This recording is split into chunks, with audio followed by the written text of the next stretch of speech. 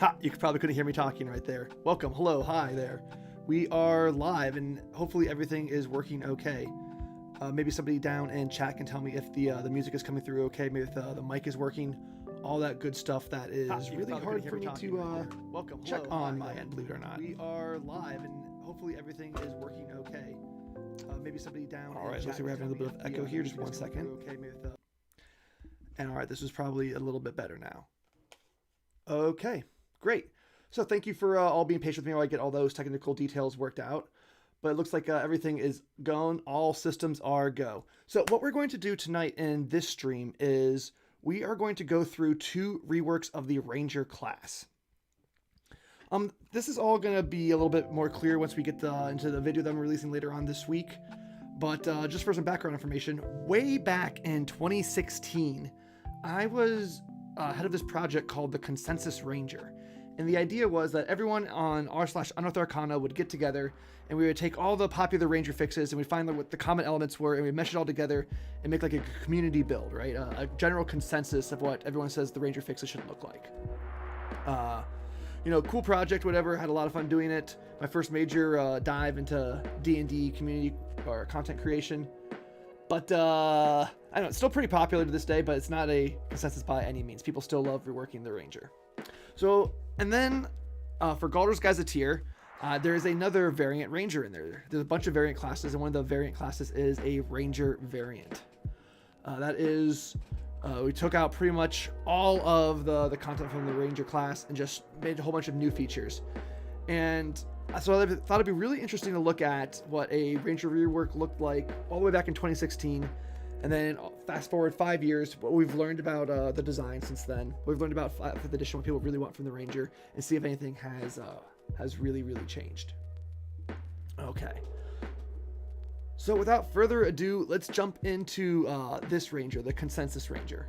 So again, something I really want to highlight here is this was back in 2016. So for the timeline's sake, this was right after the Chris Perkins Ranger. That was just 5 levels, and you summon like the Spirit Beast that would help you out. But this was before the Ranger Revised, the one that was legal in Adventures League for a little bit, and had the greater favorite enemy and all that good trash. Just give you a little bit of what the timeline was looking like there.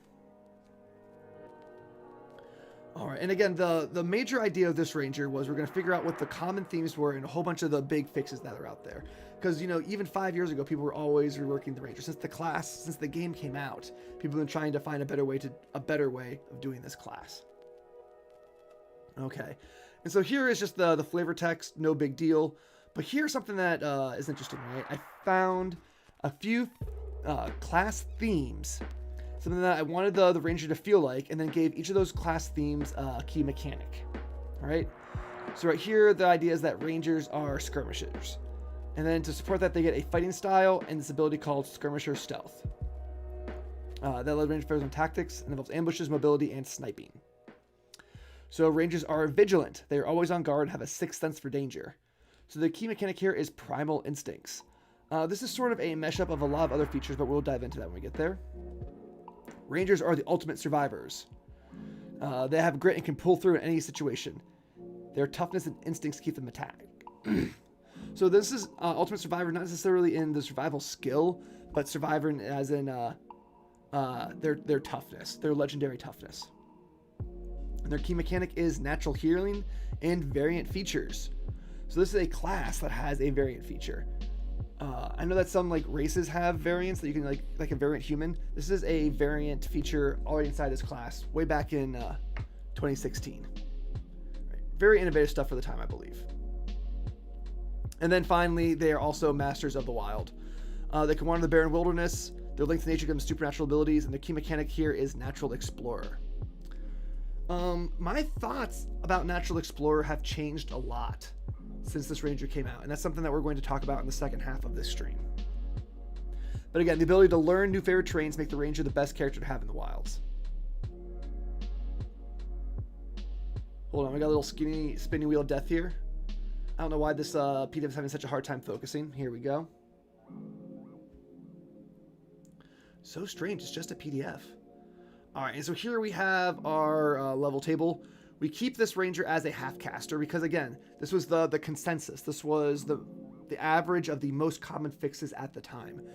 And still, most of them had spell casting.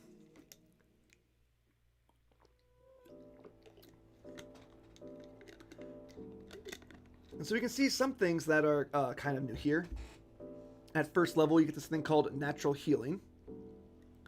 And then you get your primal instincts, which is different than, what's it called? Primal sense, I think, or something like that in the Player's Handbook Ranger. At 6th level, you get something called Skirmisher Stealth. Primal instincts improvement again at 10th level. And again at 18th. Yes, exactly. This was 4 years before Tasha's. But the variant features only one. It's only a small one. And we'll get into that. Okay, so another change I think we made in here was we added acrobatics into their skill list. I think 2 or 3 popular reworks at the time, like the Ranger variant, or I forget what it's called. It was by Irish Bandit though. He was one of the early leaders in Unearthed Arcana back in the day, and they always had acrobatics, mostly because of the Lord of the Rings and Hobbit movies, I imagine. The equipment's the same. Favorite enemy stays a ribbon in this one, right? All it does is give you advantage to track, and you get a language, right? It is a ribbon because the thought process was you didn't want to put the Dungeon Master in a position where the Ranger's combat output was dependent on this class. But there is one little tweak right here. At 14th level, you get the Foe Slayer ability, right? Normally you do that at 20th level, but here we brought it down to 14th and we tacked it onto your favorite enemy. All right. Natural Explorer is exactly the same as it is. It's pretty much a bunch of ribbon features. Okay. See, we dropped Vanish into 6th level right here. Right? So at 6th level, you start to be able to get that Vanish feature that's normally available at like 10th level. That makes sense, right? By the time you're like a 6th or a 10th or 14th level character, you're no longer just walking through the woods, right? Leaving a trail is not a problem that you really face. So we wanted to make this important, so we gave it to you at 6th level. And then at 10th level, here's something new to this natural terrain feature, is that after 7 days, you can count whatever terrain you're in as your favorite terrain. So again, you get this pretty early because we want to be viable. After 10th level, walking through the woods, again, is not a problem characters face. And so this sort of brushes that away, right? It gives a story reason why. If you have a ranger in your party after 10th level, you really no longer have to worry about overland travel whatsoever. And this is why you learn that new favorite terrain. Okay. So here is natural healing. This is the feature that was added in to make the ranger feel tougher. In the Chris Perkins Unearthed Arcana Ranger, the first one, that ranger had 2d6 hit die. So they wanted to make that ranger tougher, and they wanted to give that ranger more control over how they healed. So this ranger has natural healing. At first level, whenever you use a hit die to recover hit points and roll a 1 or 2, you can re-roll the die. So you're always a bit tougher, and you can use it a bit more, right? This is probably a little, nowadays I'd probably say this is unnecessary bookkeeping. Doing this right here is probably just fine. But again, this is only lasts per short rest, and it cleans up after itself. So here is the variant feature.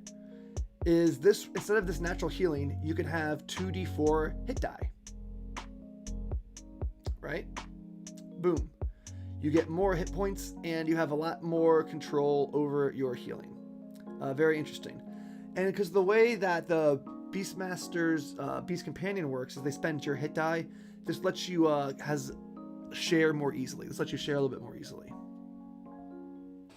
Whew. All right, chat, how are we feeling? We all tracking along so far with how this ranger came to be and working through some thoughts.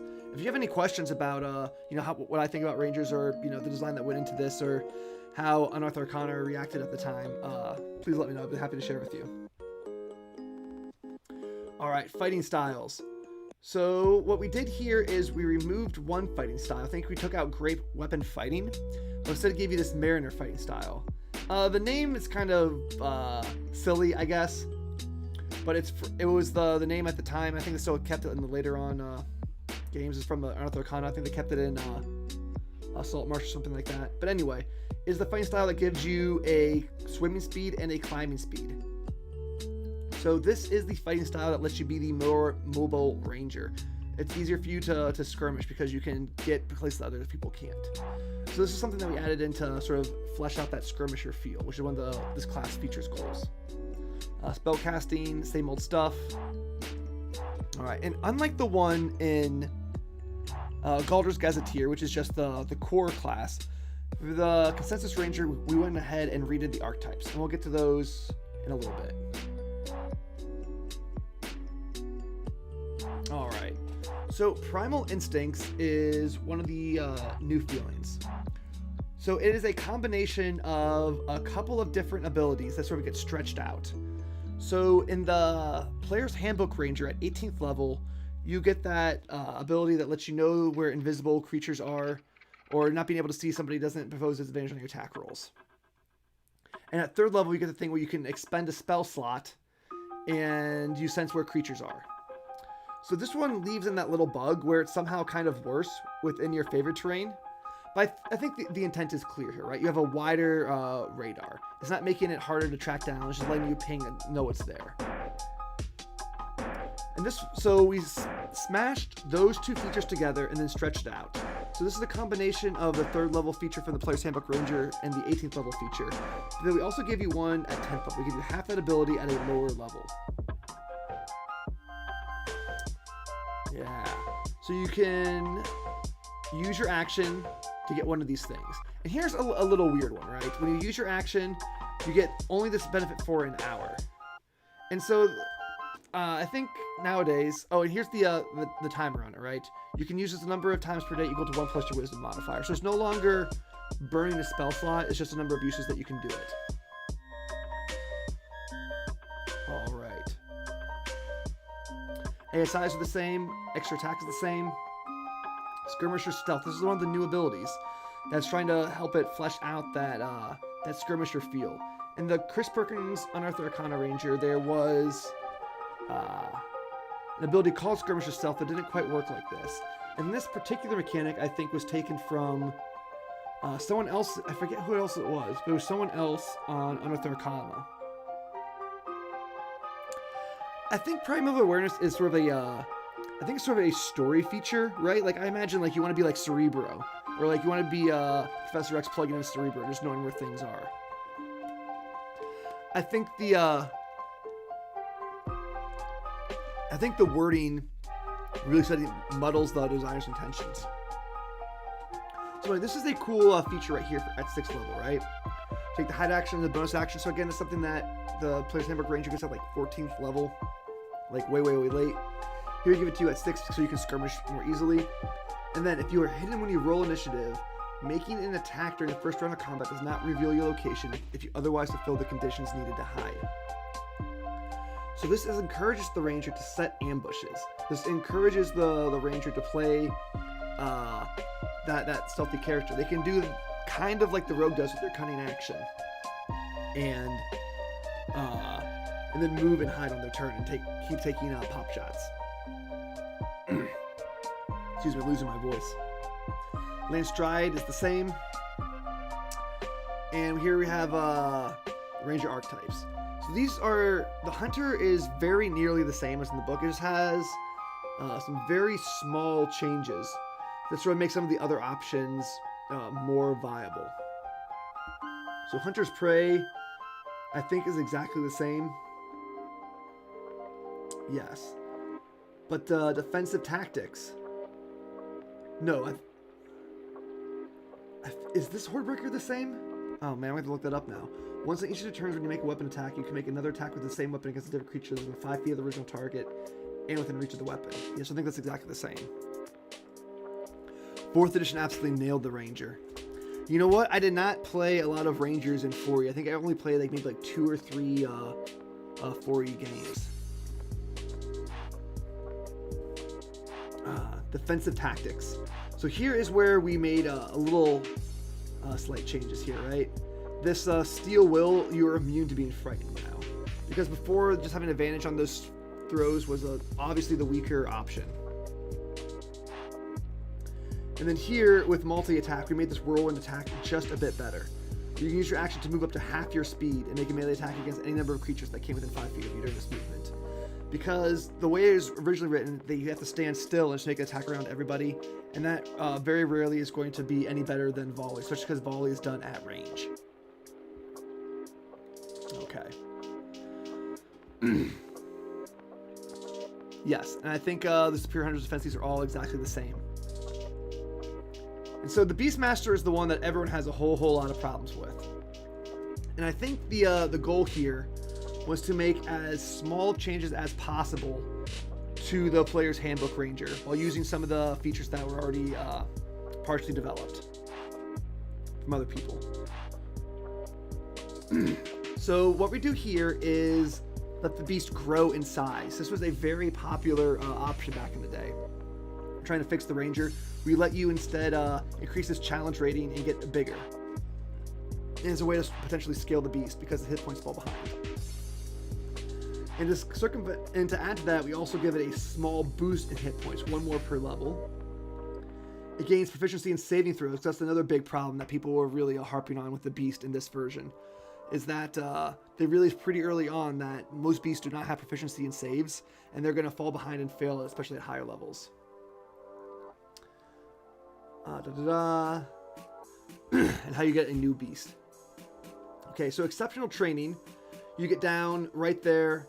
This is normally at 6th level, and the problem with the Beastmaster Ranger, or a big problem with the Beastmaster Ranger, is that it acts like this little remote control toy that unless you tell it to do something on its turn, it just sort of sits there. And so here you use your bonus action to do all the things except for attack.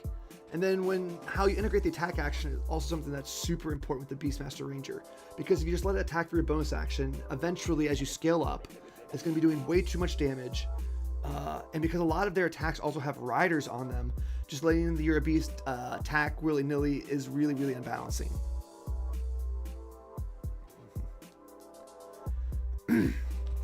Yeah, having the pet scale with the ranger level, exactly. There is some native scaling in the player's handbook ranger, but mostly scales off your proficiency bonus, and it's hit points and saves the thing that's really holding it back. Anything that just sits there and does nothing unless you tell it to do it. This is way before the 10th printing erratas and way before the Tasha's erratas. So again, as a bonus action, you can have your beast do some things. At 7th level, you share your spells with it. And then at 11th level, when you command the beast to take the attack action, it can attack twice or take the multi-attack action if it has it. So, here's the other thing. I should have said this earlier. You can use your action to command the beast to take the attack action. Once you have extra attack feature, when you take the attack action, the beast makes a single attack using one of your attacks. The player's handbook, as it's written, is the other way around. And that's a big problem because a lot of the Ranger's features key off you taking the attack action. Your Hunter's Mark, your 2-weapon fighting, they all require the Ranger to take the attack action instead of using extra attack, giving your beast one and taking one yourself. The player's handbook has that kind of backwards, and it's really frustrating. So 11th level, we add the second attack back to the beast. And then at the 15th level, this is one we got... Shoot, I forget exactly where this came from. I think it was from the Ranger Revised. Or not the Ranger Revised, I forget, this is another popular one though, that you give your beast uncanny dodge essentially. That's a huge problem. The beast has so few hit points at higher level, it just falls apart. So giving it a way to stay alive is the big issue. The issue with the Ranger Companion was never its damage output. It hits low, but you add your proficiency bonus to it. It was never, that was never the issue. The issue was always the attack action and its survivability. It was just never allowed to survive, and this is giving us a way to keep eating it. And then right here, instead of finding a new beast, this just tells you, hey, you can level your beast up, right? You can have your lion grow into a large lion or whatever, your panther grow into a large panther. All right, so that is the Consensus Ranger. And then right here, yeah, look at all these fantastic people that helped us out. Here's the list of the changes from the player's handbook. We added acrobatics. You had the 2d4 hit die variant. We moved the foe slayer ability to favorite enemy, and then you drop that from 20th level to 14th level. You altered natural explorer, so you get the vanish feature of not being able to track at 6th level instead of too late in the game, so you're never using it. And we added the feature at 10th level, you can start learning terrains. So after 7 days, you're now a master of that terrain. So you never have that feature where you're really, really good if you're in your favorite terrain, but as soon as you leave it, you're worthless at exploring. You learn terrains. We added the natural healing to make the ranger feel a little bit tougher, because I was one of the class themes here. Defensive fighting style, that's the one we took out. And add the mariner one instead. The primal instincts is, again, it's the 18th level feature mixed with the normal one, smushed together and take out the spell slot requirement. So they just give you a timer based on your wisdom. Added a skirmisher stealth, and then remove the vanish feature. You got integrated into other things. Remove feral senses. It got integrated into other things. We altered the steel will, alter roll and attack. Ranger's companion, exceptional training, shared spells used to be 11th level, now it's at 7th, and the beast of the coordination is at 15th. This is the one that's keeping your ranger alive. Boom. So there we go. Again, like I said, this was a Spiketail Drake. He was a major homebrewer back in the day. Liuku, he at the time had the most popular fix for the Beastmaster Ranger. It was called Beastmaster Accounting. So anyway, this is a sort of a snapshot at what the thinking was before the revised Ranger Unearthed Arcana came out. I really appreciate the design of the revised Ranger. I think I like it a lot better than a lot of stuff in this consensus Ranger. But this is a really interesting project because, like I said, it's a collection of the most common fixes at the time. This is what people were thinking should go and to make the Player's Handbook Ranger better. Cool. And there's a little note about it. Awesome. So that is that. Give me 1 second, everybody, and we will go ahead and switch to the Galder's Ranger and see if anything has changed. All right, chat. So what did you think about that? Like, anything in that particular Ranger stand out to you? Something you disagree with? Something that you would do differently? Please let me know. Like, it's so far removed from my design thinking so far in the past, like, and so many people have already, done the chatter on it. Yeah, pretty thick skin on a Ranger reworks.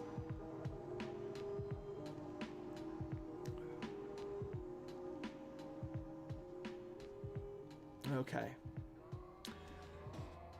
So let's fast forward all the way to nowadays, right?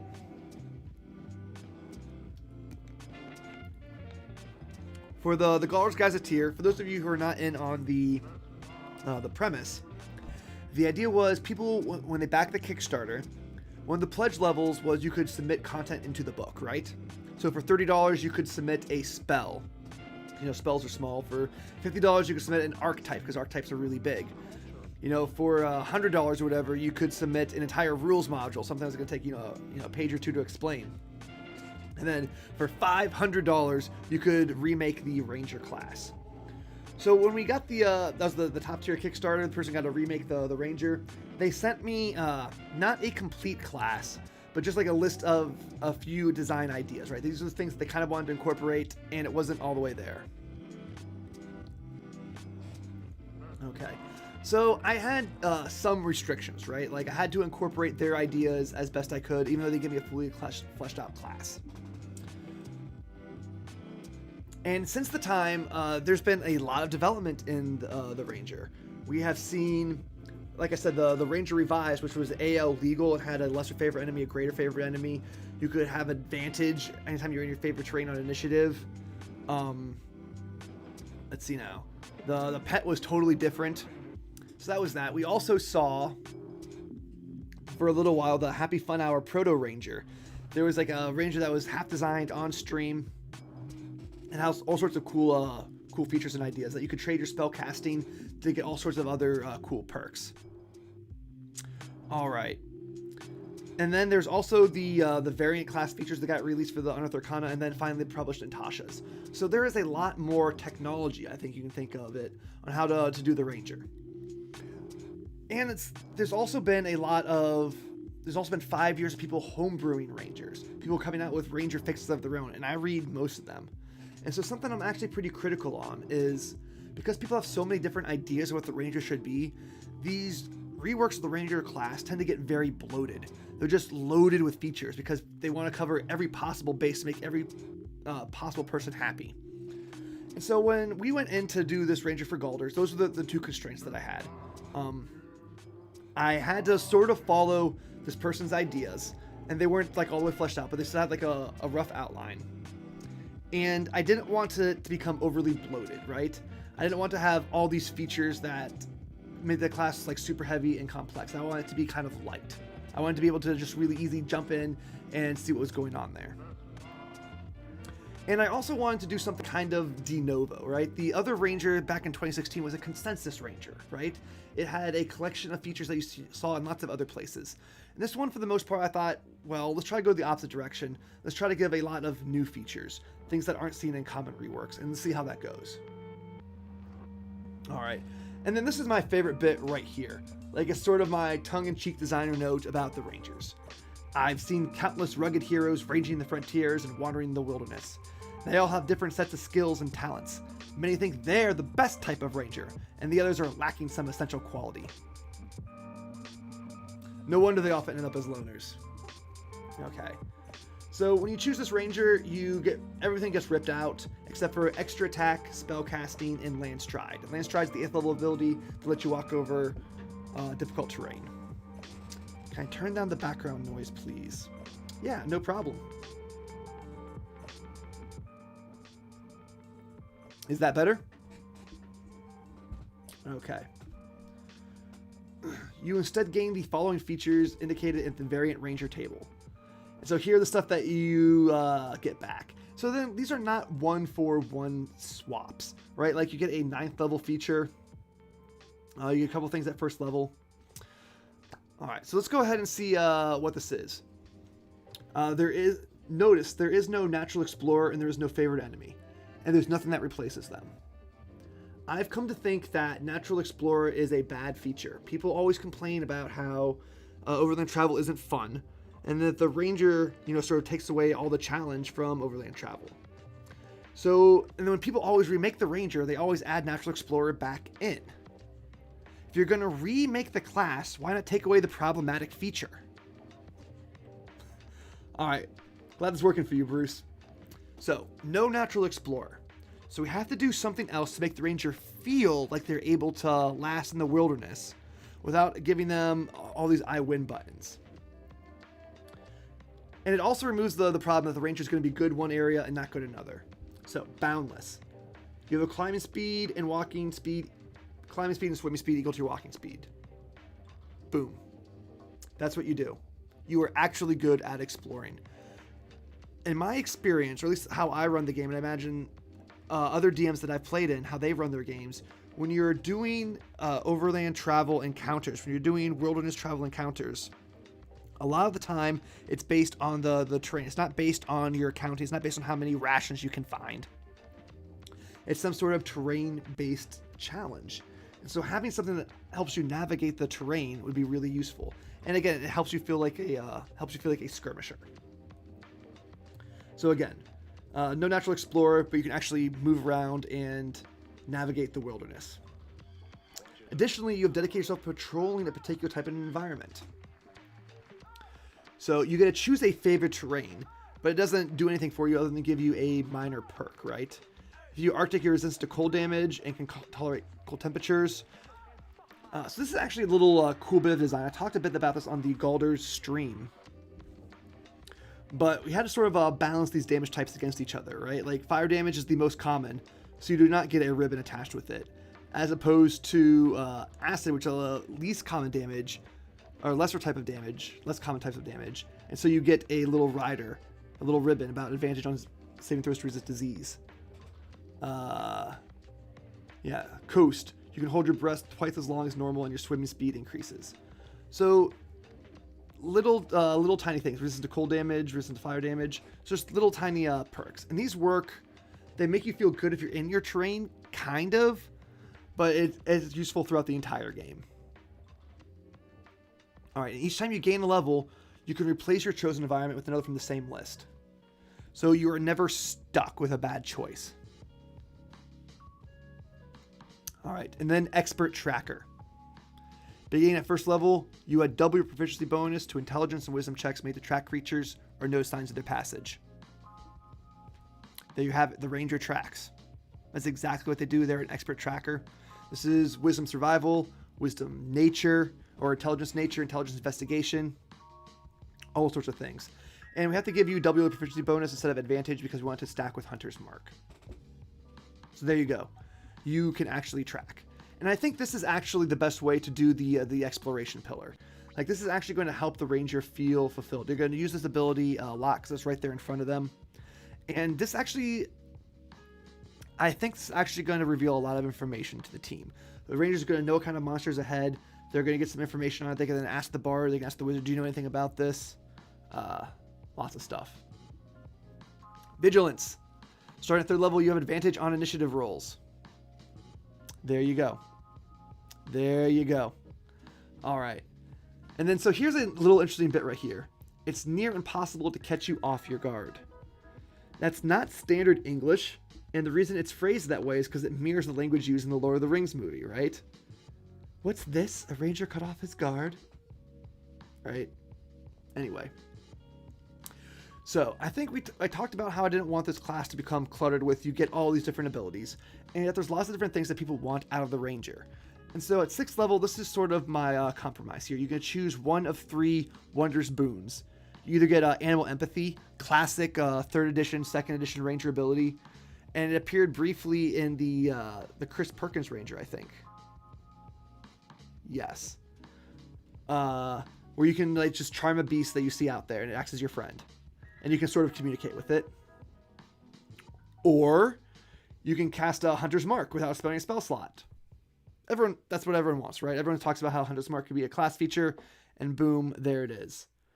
And then here you get the Protector's Awareness. This is one that is sort of similar to, it's the Primeval Awareness feature, but it's a bit more useful, right? You choose the type of thing and you see if it's there.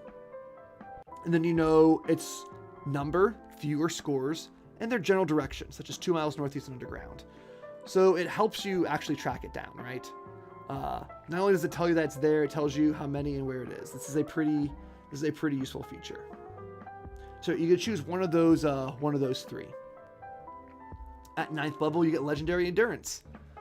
So 9th level in the Player's Handbook Ranger, you don't get anything, but this is sort of thrown back in there.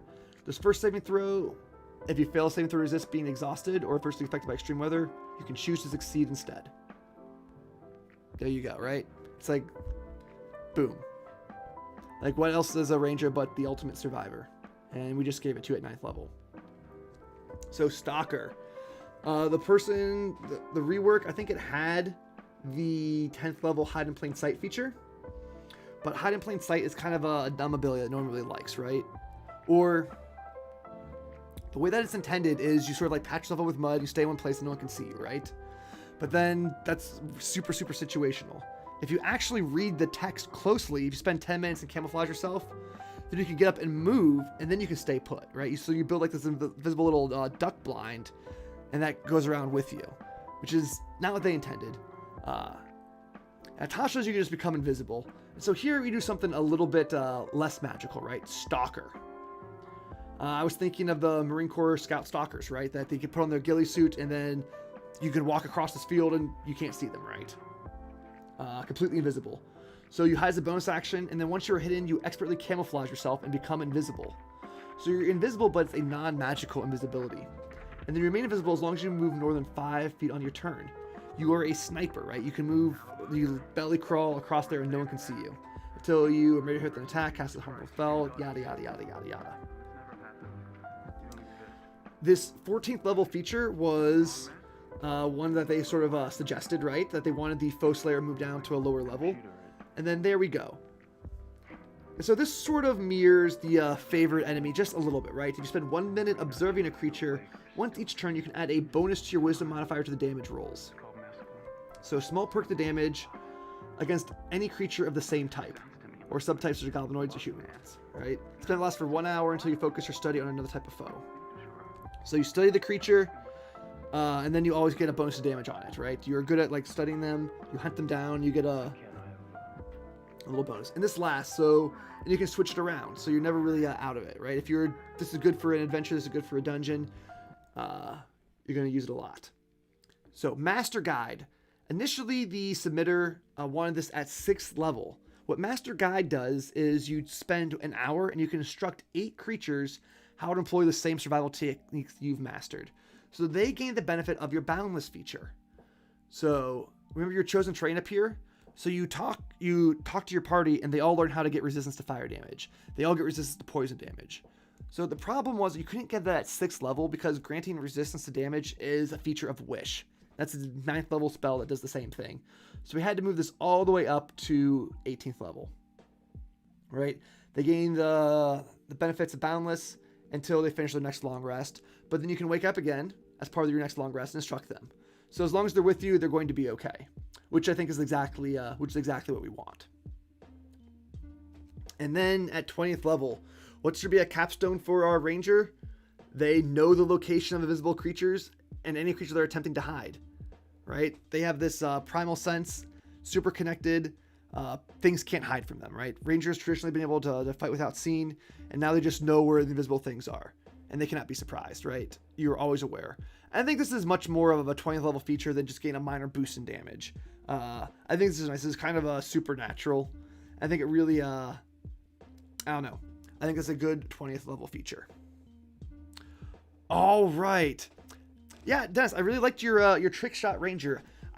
If you had looked at the rogue in Galder's, it has a lot of the very similar vibe, and a lot of people wanted to do marks, like Anto's ranger. You cast different versions of Hunter's Mark to do stuff. I just love this artwork, by the way. This is great. This dwarf ranger. All right. Well, that is the stream, everybody. I hope you found this useful and or informative. What I'm going to do is I'm going to cut some of this video and cut some of the stream, and I'm going to stick it on to the end of the next video where I talk about rangers. If you have some thoughts on the ranger class, be sure to let me know in the comments below.